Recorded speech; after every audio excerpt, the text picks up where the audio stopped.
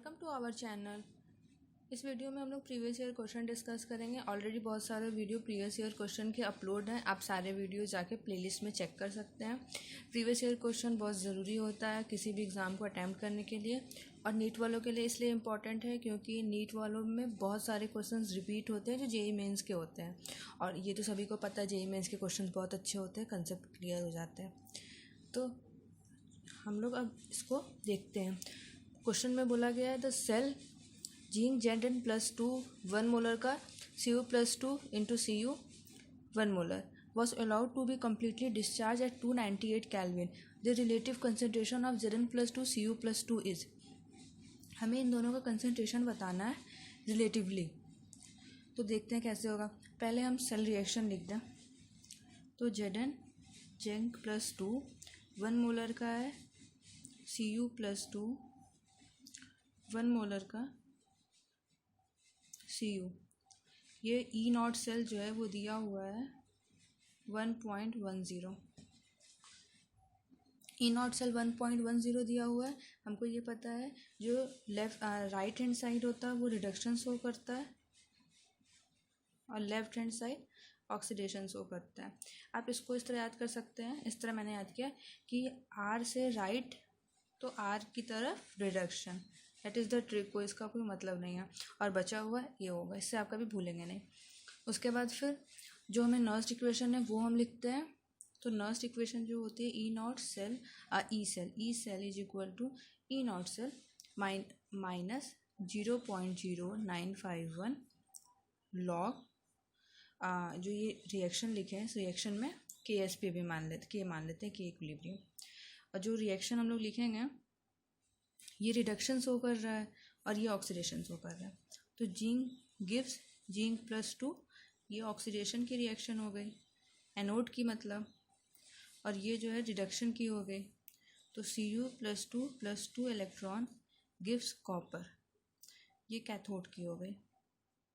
इसको जब हम समअप करेंगे तो आएगा zinc Cu+2 gives Zn+2 plus copper, that is the complete reaction.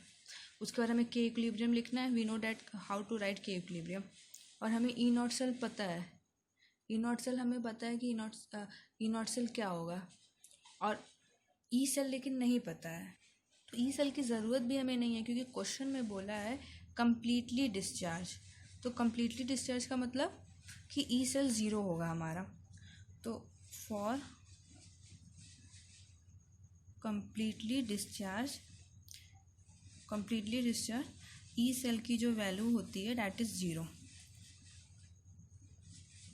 ये आप नोट कर लीजिए। तो E सेल की वैल्यू 0 होती है, 0 पुट कर देंगे। E0 सेल हमें गिवन है क्वेश्चन में 1.10 रखेंगे, माइनस 0.0951 और N लिखते हैं, N is the number of electron, और लॉग। और K इक्विलिब्रियम कैसे लिखते हैं?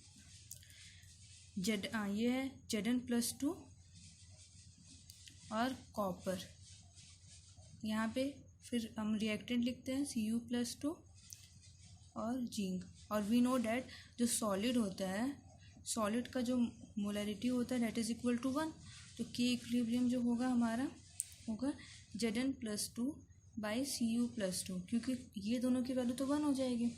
तो इसको हम लोग इस पर पुट कर देंगे, इस वाले पर। तो आ जाएगा हमारा Zn+2 बाई Cu+2। और हमें फाइंड आउट क्या करना है? हमें यही फाइंड आउट करना है। तो बस हमें ये जैसे भी निकालना है। और 0 पता है, ये जाएगा left hand side 1.10 0.0951। Number of electron जो चेंज हो रहा है वो 2 का हो रहा है, दिख ही रहा है यहाँ पे 2 इलेक्ट्रॉन लिखा हुआ है। 2 लॉग Zn+2 बाई Cu+2। और जब हम लोग इस तरह लिखेंगे log Zn+2 by Cu+2, 2 into 1.10 by 0.0951, तो हमारी वैल्यू आएगी 37.3। लेकिन ये लॉग है और क्वेश्चन में पूछा गया है बस इसकी वैल्यू, तो उसको लॉग को हमें चेंज करना होगा। तो Zn+2 बाई Cu+2 और मैथ्स बैकग्राउंड के आप होते हैं, आपको तो पता ही है, लॉग का इधर जाएगा तो 10 के पावर बन जाएगा 37.3। तो दिस इज़ द आंसर। और जो ऑप्शन नंबर डी है उसमें ये आंसर दिया हुआ है, तो D is the right answer. इसमें सिंपल ही क्वेश्चन था, बस इसमें ये इसलिए ये क्वेश्चन को चूज़ किए थे क्योंकि इसमें जो for complete discharge E cell जो होता है वो ज़ीरो होता है। बहुत लोग इसमें ई सेल ढूंढने लगते हैं और ई सेल नहीं मिलता है, इसलिए वो स्किप कर देते हैं क्वेश्चन। पर ई सेल क्वेश्चन में कुछ ना कुछ बोला होता है जिससे कि आप समझ सकते हैं कि ई कुछ ना कुछ उसकी वैल्यू गिवन है। तो फॉर कम्प्लीटली डिस्चार्ज के लिए जो ई सेल होती है वो ज़ीरो होती है, इसलिए इस तरह ये क्वेश्चन सॉल्व कर सकते हैं। नेक्स्ट क्वेश्चन देखते हैं। ये क्वेश्चन ईजी क्वेश्चन है, आप इस क्वेश्चन को पहले पढ़िए, अगर आता है तो वीडियो देखने की कोई नीड नहीं है। ओके नहीं आता है तो बताया जा रहा। Which of the following reaction is possible at anode, इसमें कौन सी रिएक्शन एनोड पे होगी, इस क्वेश्चन में ये बताना है। तो हम लोग को इतना पता है पहले कि एनोड जो होता है, एनोड पे हमारा ऑक्सीडेशन होता है, एनोड पे ऑक्सीडेशन होता है। और क्वेश्चन पूछा है कि एनोड पे कौन सी रिएक्शन पॉसिबल है, तो जिसमें ऑक्सीडेशन होगा वो रिएक्शन हमारे एनोड पे पॉसिबल होगी। पहले देखते हैं किसमें ऑक्सीडेशन हो रहा है। तो अगर हम सी वाला ऑप्शन देखें, 1/2 O2 + 2 hydrogen ion is equal to H2O। यहाँ पे ऑक्सीजन जीरो ऑक्सीडेशन स्टेट में है, और यहाँ पे जो हाइड्रोजन है +1 में है, और यहाँ पे जो ऑक्सीजन है वो +1 में है, और यहाँ पे जो ऑक्सीजन है ये -2 में है। ठीक है, तो यहाँ पे चेंज इन इलेक्ट्रॉन तो हो रहा है, लेकिन ये गेन ऑफ इलेक्ट्रॉन हो रहा है यहाँ पे, गेन ऑफ इलेक्ट्रॉन। और गेन ऑफ इलेक्ट्रॉन जो होता है वो रिडक्शन होता है। और एनोड पे तो हमारा ऑक्सीडेशन होता है, रिडक्शन तो कैथोड पे होता है। रिडक्शन अकर्स एट कैथोड, तो ये रिएक्शन तो एनोड पे नहीं होगी, रिएक्शन तो कैथोड पे होगी, तो ऑप्शन सी जो है वो गलत है। देन बी देखते हैं। बी में बोला गया है fluorine change into the 2 fluoride ion, ये जीरो ऑक्सीडेशन स्टेट में है। जीरो ऑक्सीडेशन स्टेट में हम लोग ऑक्सीजन और फ्लोरीन को इस बेसिस पे रख दे रहे हैं क्योंकि ये अपने ओरिजिनल फॉर्म में पाए जा रहे हैं। कोई भी अगर एलिमेंट ओरिजिनल फॉर्म में पाया जाता है तो उसका ऑक्सीडेशन स्टेट जीरो होता है। ऑक्सीजन ओरिजिनल फॉर्म उसका होता है O2, इसलिए ऑक्सीडेशन स्टेट जीरो। फ्लोरीन का F2 जीरो, H2 का इसी तरह जीरो, इस तरह हम लोग मान सकते हैं जीरो, जो चीज़ मतलब ओरिजिनल फॉर्म में होता है। और यहाँ पे ये 1- है, तो यहाँ पे भी चेंज इन इलेक्ट्रॉन हो रहा है पर गेन ऑफ इलेक्ट्रॉन हो रहा। और गेन ऑफ इलेक्ट्रॉन हमारा जो होता है वो रिडक्शन होता है, रिडक्शन। और रिडक्शन कैथोड पे होता है। अब फर्स्ट बचा है, फर्स्ट देखते हैं।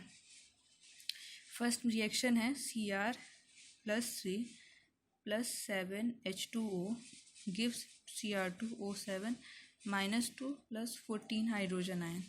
यहाँ पे क्रोमियम +3 ऑक्सीडेशन स्टेट में है, हाइड्रोजन +1, ऑक्सीजन -2, और यहाँ पे हाइड्रोजन +1।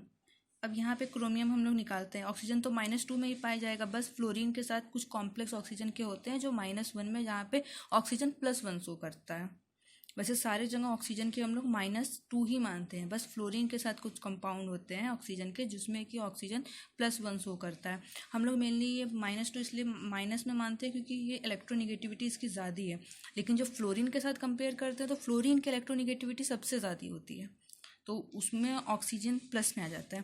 तो यहाँ पे ये 2 क्रोमियम है, देखते हैं कैसे निकल रहा है। 2x हुआ माइनस, और एक ऑक्सीजन का -2 होता है, तो -2 × 7 है, 7 इज इक्वल टू, ये बाहर है, -2 इज इक्वल टू -2, तो 2x - 14 इज इक्वल टू -2, तो 2x इज इक्वल टू 12, तो x इज इक्वल टू +6। तो यहाँ पे जो एक क्रोमियम है वो +6 फॉर्म में है, और यहाँ पे +3 फॉर्म में, तो यहाँ +3 से +6 जा रहा है, मतलब कि यहाँ पे लूज ऑफ इलेक्ट्रॉन हो रहा है। और लूज ऑफ इलेक्ट्रॉन हमें पता है ऑक्सीडेशन होता है, और ऑक्सीडेशन कहाँ होता है, ऑक्सीडेशन एनोड पे होता है। तो हमारा आंसर जो है पहला होगा, तो first one is the right answer. ये क्वेश्चन बहुत इजी था, ऑक्सीडेशन रिडक्शन बस आपको पता होना चाहिए, और जो कि पता ही होता है। अगर आपको नहीं पता है तो आपको पहले एनसीईआरटी में बहुत अच्छे से दिया है, एनसीईआरटी से आप देख लीजिएगा। इतना कोई ऑक्सीडेशन रिडक्शन के लिए कोई बड़ी बुक पढ़ने की ज़रूरत नहीं है, आपका एनसीईआरटी सफिशिएंट है। अगर आपको ये वीडियो पसंद आया तो प्लीज़ अपने दोस्तों में शेयर करिए और सब्सक्राइब कर दीजिए चैनल, जिससे कि कोई भी नया वीडियो अपलोड होता है तो आपको तुरंत पता चल जाए और आप वो देख लें। और thanks for watching this video, please subscribe my channel.